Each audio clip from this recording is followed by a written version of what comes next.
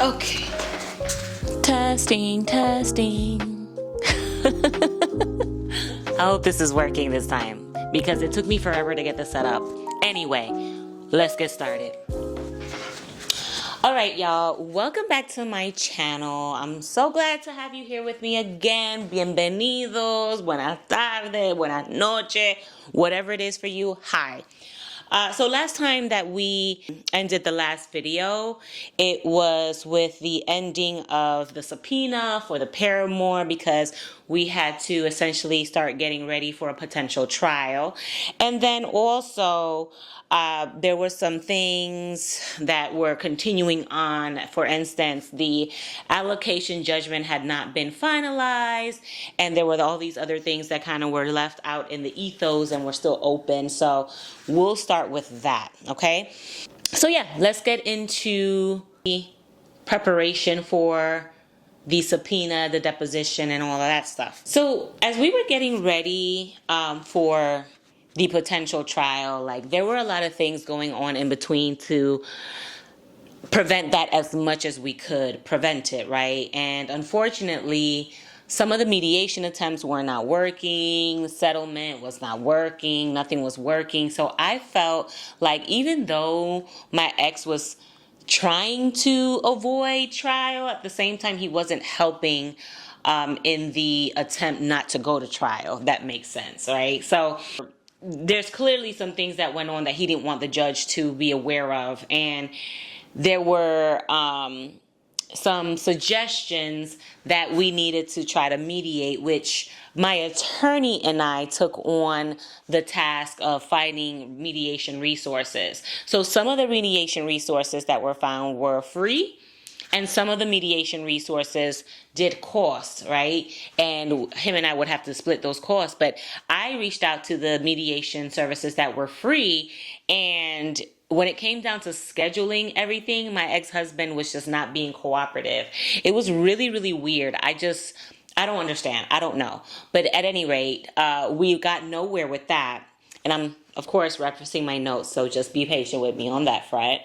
So up until that point, no red lines had been provided for the allocation judgment. And if you recall, the allocation judgment is essentially what the parenting plan is, right? So there were absolutely no red lines that were provided up until that point from the opposing side. So the document that we drafted and proposed for the allocation judgment was basically ignored, and nothing was provided at that point.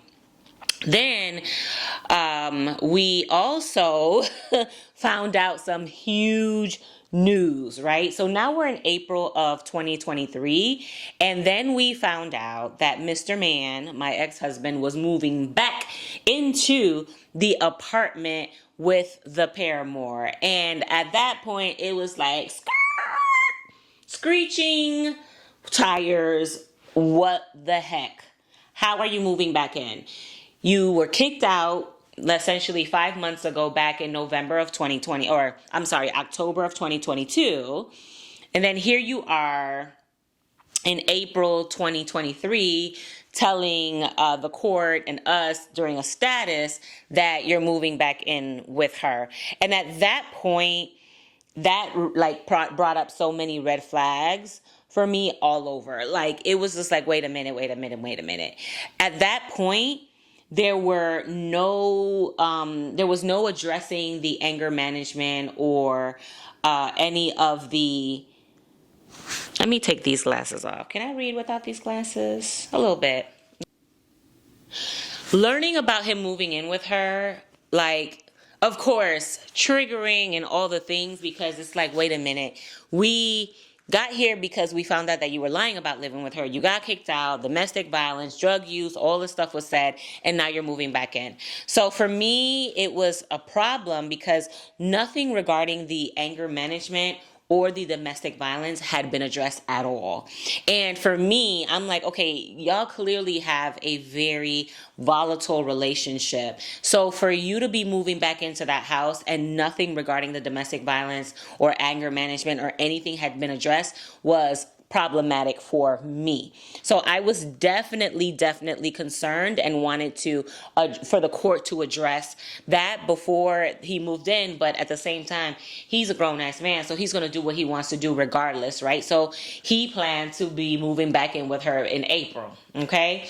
The other thing to me is that I get that people have breakups to makeups. You know, those things happen. You know, you kiss and make up and whatever. But to me, knowing what I know, I felt as though him moving in had something else going on in the background. There was something else in the works for him to move in. Secondly, I don't think my ex-husband can take care of our son by himself. Him moving in back in with her is him acquiring help to raise his child, essentially, because I clearly don't live with him. We clearly are not together. So for me, it was more so whatever he did to chum me back up with her and whatever else was brewing in the background, which we will get to once the trial piece of this part comes up. He needed help. He needed to be in a house with someone that was willing to help him take care of his son because he could not do it by himself. And it was very evident. You know, he went from relatively having no time with our son, maybe one day a week. And I guess the thought of having him more time by himself and with very little resources, I suppose, was too much for him. So he had to find his way back into her house. And she was very willingly able, wanting to be that, you know, for him, you know. So I know this because of some things that she shared during our initial conversation when her and I were just disclosing like what happened with the domestic violence and all these other things. And then also she disclosed that she had spent many times alone with my son and her daughter taking care of the kids while he was out gallivanting and whatever. So I know that the motivation for him to move back in with her was to get help. I mean, yeah, it sucks, but he could not be a single father. So in the midst of learning that he was moving back in with her, we, meaning my attorney and I, the opposing parties, were getting ready for the deposition. And the deposition preparation was more so on us, my attorney and I, because, you know, we were interviewing, or not we, but my attorney was going to be interviewing the paramour about the allegations she brought forward and just seeing how she will potentially testify in court, right? So if you do not know what a deposition is, it's essentially, I'm getting the formal definition here. It is a formal interview of a witness or party to the lawsuit, to a lawsuit that takes place outside of the court. Depositions are a part of the discovery process, which allows each side to gather information before trial. So essentially, whomever the third party or the person bringing about allegations or anything like that is going to be interviewed just to see how things would potentially pan out, what's being said if we go to trial. So it assesses like the facts of the case and how they will testify. What they say matches up with what happened, right? Or what we believe to have happened. And it also assesses their character. Like, are they nervous when they're being interviewed? Are they contradicting themselves? Are they fidgeting? Do they seem like they're credible? Or like if it's even worth using them as a witness. The deposition is basically a part of the discovery while you're entering into any type of case, whether family, a lawsuit, whatever, just to collect more information outside of whatever evidence you may already have and things like that. So that's how that works. One other piece of this that I thought was very good for us that my attorney suggested was that we hire a court reporter.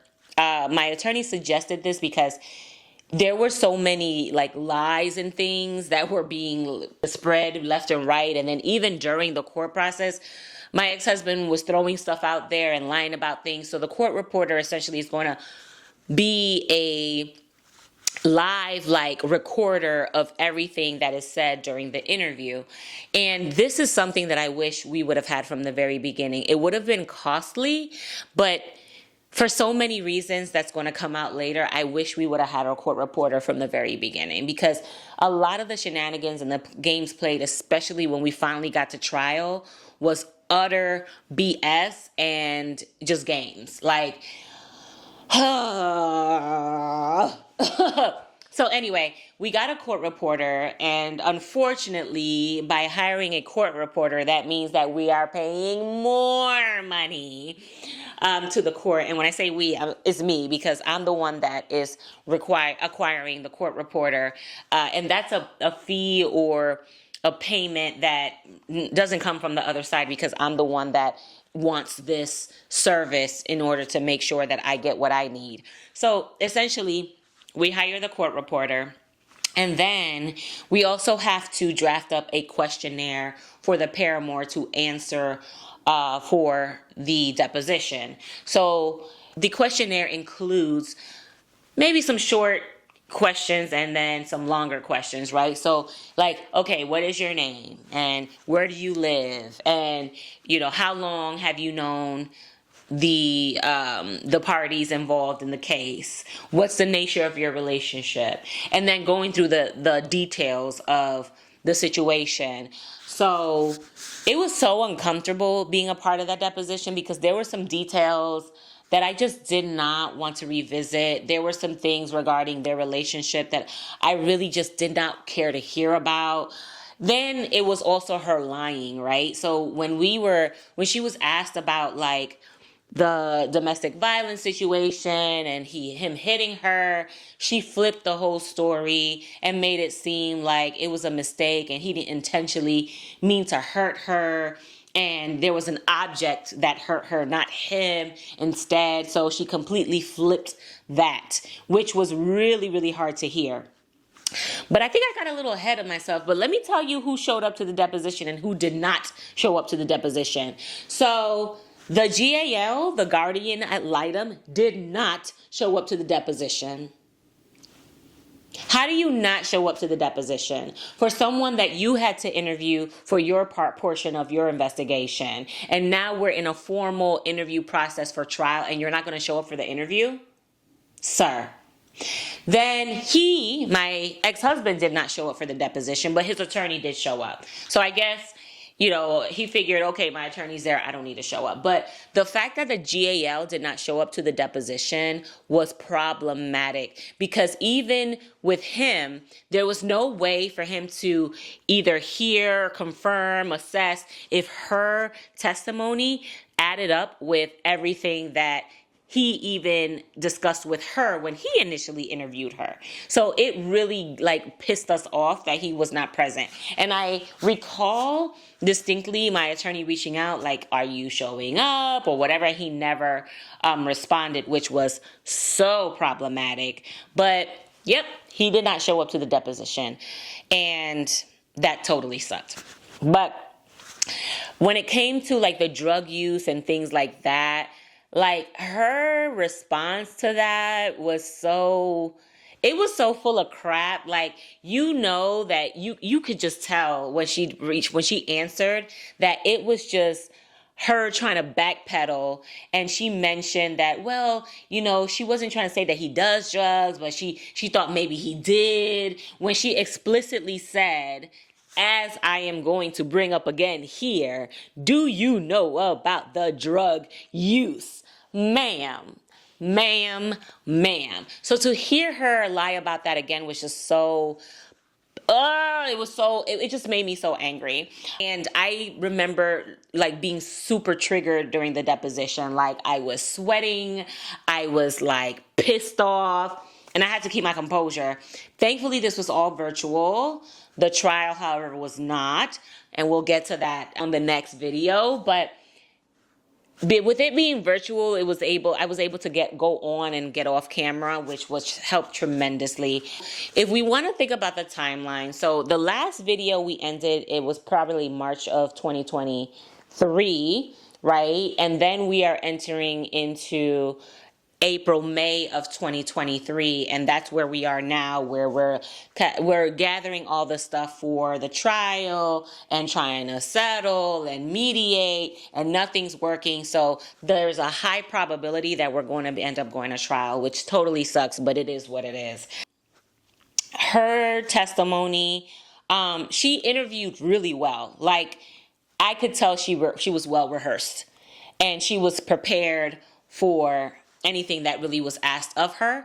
And, she's not a stupid woman, so she was composed, she knew how to answer, and she didn't seem especially rattled, but there were moments where she was just like, can you repeat the question? Or she would mumble, or, you could tell like there was a lie there. That's essentially how I would read that. So there were some inconsistencies in her interview, which my attorney picked up on. And thankfully, because we had the court reporter, like, we could always go back and, read through. The other thing that she confirmed that really was like a kicker here is that allegedly she made everything up, right? And my actions in this case, why I answered in this case, was as a result of what she decided to share. So for her to say that she made everything up, it was just like, okay, girl, you made everything up now? Really? And for you to be able to make all these things up and then say, oh, well, I just didn't know that it was just going to turn into all this. Your intention was to compromise his parenting. Like, she said that verbatim during the deposition when she was interviewed, that her desire was to compromise his parenting. So how do you not have an understanding, or how do you not assume that as a result of all the things that you're saying, that there's going to be some type of action behind that from the third party? I'm not your friend. I'm not cool with you. There's nothing that you and I have as a sense of rapport for you to think that I'm going to act one way or another. So you're igniting some type of action by whatever lies or truth you're telling about the situation. So for her to say, I didn't know it was going to turn into all of this, it's like, girl, be for real. Please be for real. Like, what? Girl, anyway. So based on the deposition and the lack of transparency and some little gaps or things that just didn't feel right during her interview, we decided, we being my attorney and I, that we were just going to go to trial, because clearly my ex-husband was not trying to reason. He was not trying to address anything regarding the domestic violence when it came to like taking domestic violence classes. He was not trying to address anything that related to him even taking anger management courses or anything like that. So as a result of that, we said, okay, well, now we got to get ready for trial. Because there was no way that I was going to let it go. Like, I don't care what she was saying. I don't care what she was reversing as far as her testimony was concerned or anything like that. I was going to make sure that the court was aware of everything, that everything was filed as far as the evidence and all the things that were a part of this case and the reason why we entered it. Because essentially what was happening is that they were making it seem like I'm just this reasonable, crazy person that wants to be in court and fight for nothing, when there's absolutely something to fight for. I was fighting for my son's mental and emotional safety, and also making sure that he's not exposed to domestic violence.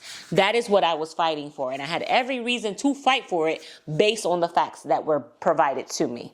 Okay? They wanted to play games and suggest otherwise. So now we are in the position to have to explore what that looks like, unfortunately. So one thing I want to briefly touch on is just how women like her are dangerous. They are dangerous because they are so male-centered that they are willing to put themselves and their children's well-being at risk for the sake of having a man. They are willing to lie and bring others' well-being into a situation that is clearly harmful for them. And flip the script just on the strength of, oh my God, I need him in my life. Because listen, I'm not trying to play her or anything like that, but my thing is this. The things that she described to me about her daughter and what she had been exposed to and things like that was concerning, because I don't know. As a mother, I would not want my child to feel afraid or worried for my well-being.